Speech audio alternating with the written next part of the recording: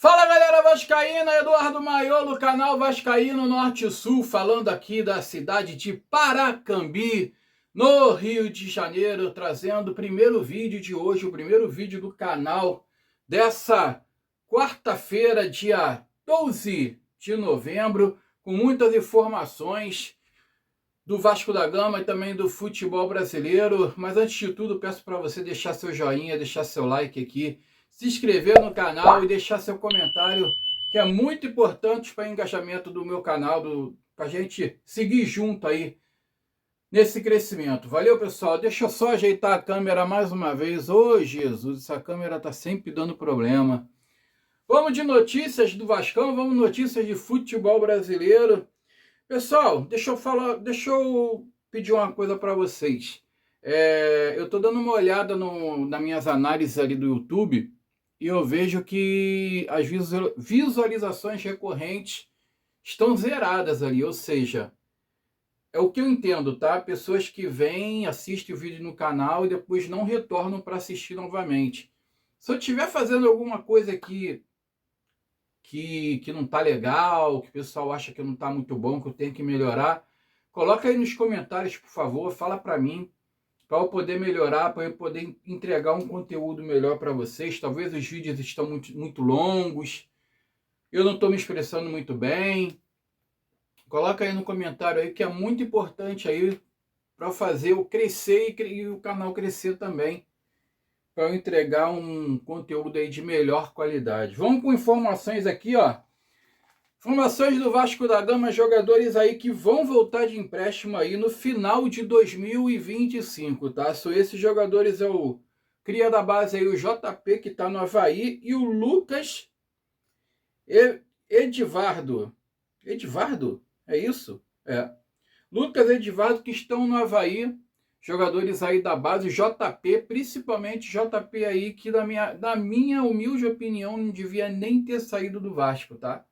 JP aí, ele começou bem, ele teve um início promissor aí no profissional do Vasco da Gama, e eu creio que hoje ele seria um jogador ali que poderia fazer aquela dupla ali no meio campo, ali na volância ali do elenco do Vasco da Gama. Eu acho que sairia muito bem ali junto com o Cauã Barros. O que vocês acham? Deixa aí nos comentários. Mas é um garoto promissor. Eu acho que ele tem que voltar para o Vasco agora.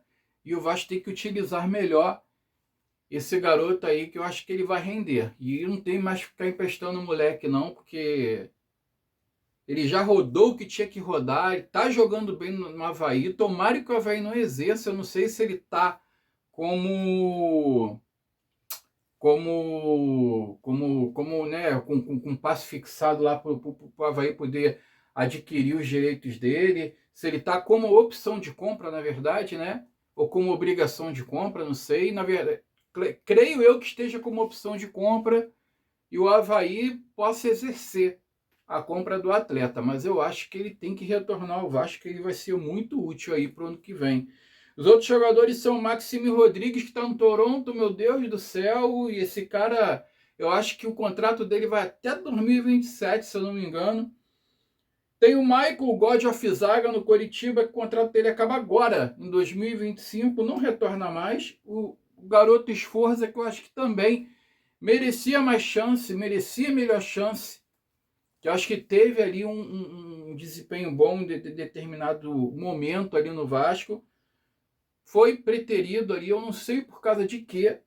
E o goleiro Alexander, que está no capital do Distrito Federal, também o contrato vai até 2025. Olha só, pessoal, um fato curioso aqui. O ídolo do Vasco aí das décadas aí de 40, de 50, Vavá.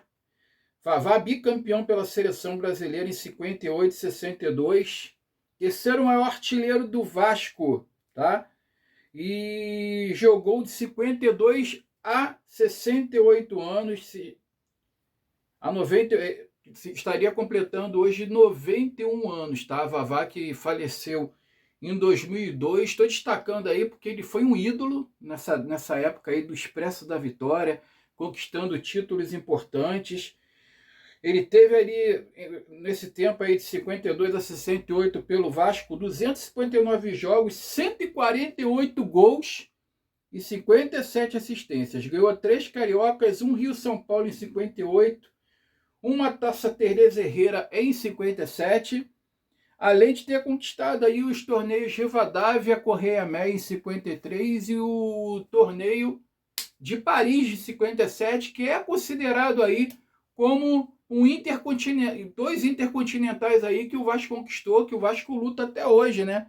Para que seja reconhecido como, pelo menos como competições intercontinentais, como títulos intercontinentais aí que a FIFA não reconhece. Então, Vavá, ídolo do Vasco aí da década de 40 e de 50, se tivesse vivo hoje, estaria completando 91 anos. Pessoal, olha só, saiu o veredito da CBF e o tema principal do vídeo hoje é esse daqui, vocês já devem estar sabendo, o fair play financeiro aí que vai começar a valer a partir do início de 2026.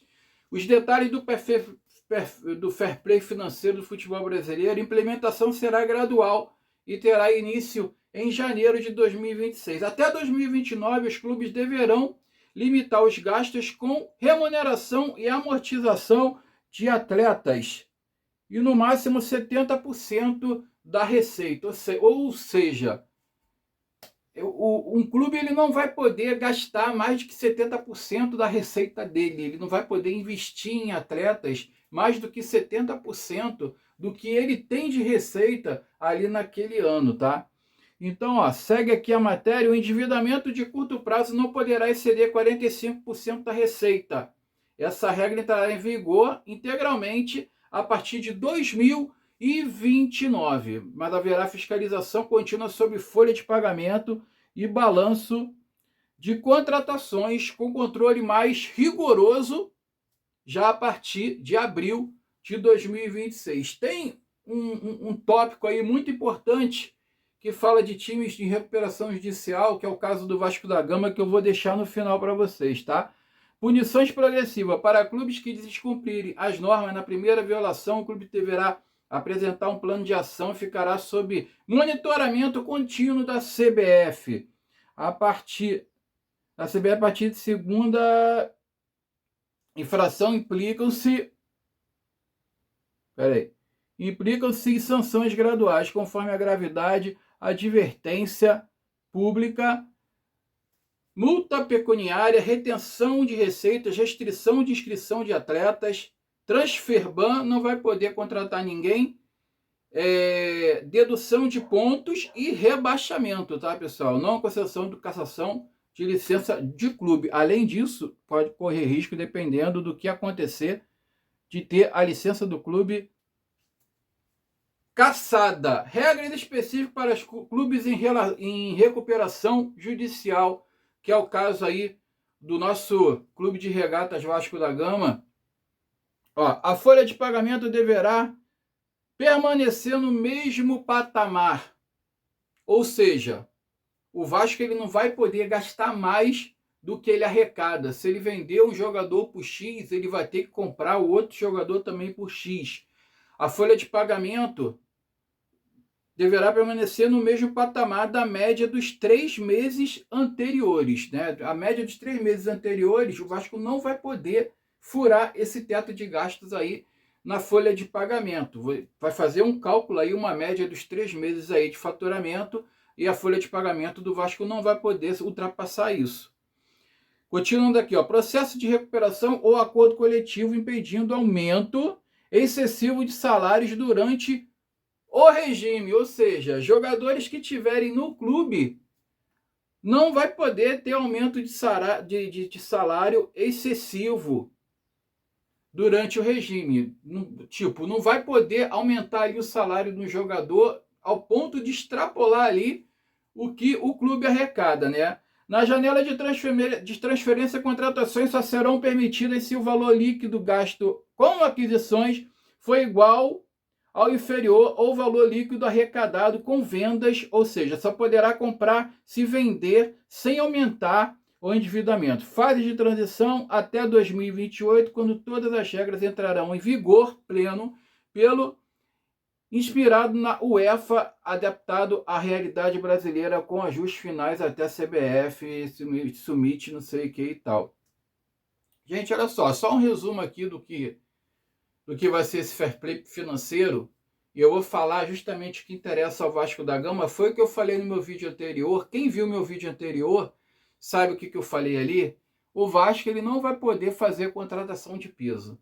O Vasco ele não vai poder fazer contratações contundentes, contratações ali muito impactantes para o ano que vem. Mesmo que o Vasco entre para a Libertadores, dispute uma Libertadores ano que vem, o Vasco não vai poder fazer uma contratação que extrapole muito.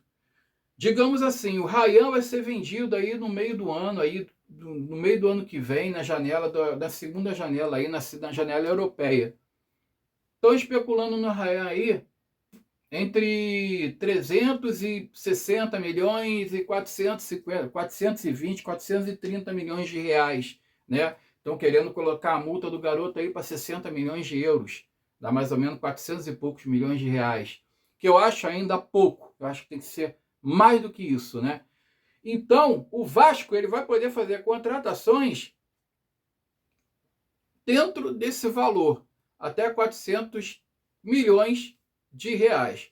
No caso ali, Carlos Cuesta, Robert Renan e o Andrés Gomes estão por empréstimos aí. Se o Vasco quiser exercer o direito dos três, o Vasco vai gastar em torno aí de mais de 120 milhões só aí nesses três atletas.